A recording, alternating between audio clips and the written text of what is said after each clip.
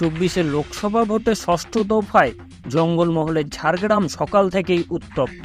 তৃণমূলের গুন্ডা বাহিনী এলাকায় তাণ্ডব চালাচ্ছে, আর নাকে তেল দিয়ে ঘুমোচ্ছে ইলেকশন কমিশন।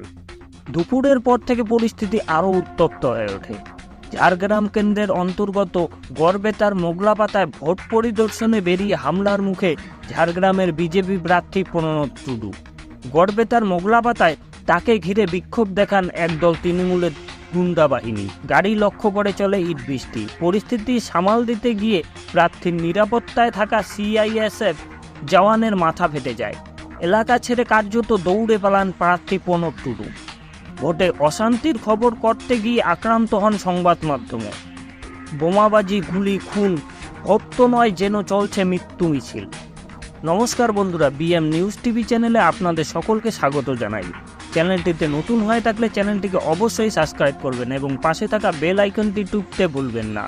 আর আপনাদের মতামত অবশ্যই আমাদের কমেন্ট বক্সে জানাবেন। তো চলুন শুরু করা যাক। সোশ্যাল মিডিয়ায় নিজের ঘটনার কথা বর্ণনা করেন প্রণব টুডু। তিনি বলেন, জওয়ান না থাকলে বেঁচে আসতে পারতেন না। প্রণব টুডুর অভিযোগ, ওখানকার বুথে বিজেপি সমর্থকেরা ভোট দিতে গেলে তৃণমূল তাদের বাধা দিয়ে জোর করে ছাপ্পা ভোট করাচ্ছে। সেই খবর পেয়েই তিনি এসেছিলেন পরিস্থিতি দেখতে, কিন্তু গ্রামে ঢুকতেই যেভাবে আক্রমণের মুখে পড়তে হয় তাতেই স্পষ্ট তৃণমূলের গুন্ডা বাহিনী ভোট পরিচালনা করছে। এ নিয়ে কড়া ভাষায় আক্রমণ করেন বিজেপি প্রার্থী প্রণব টুডু।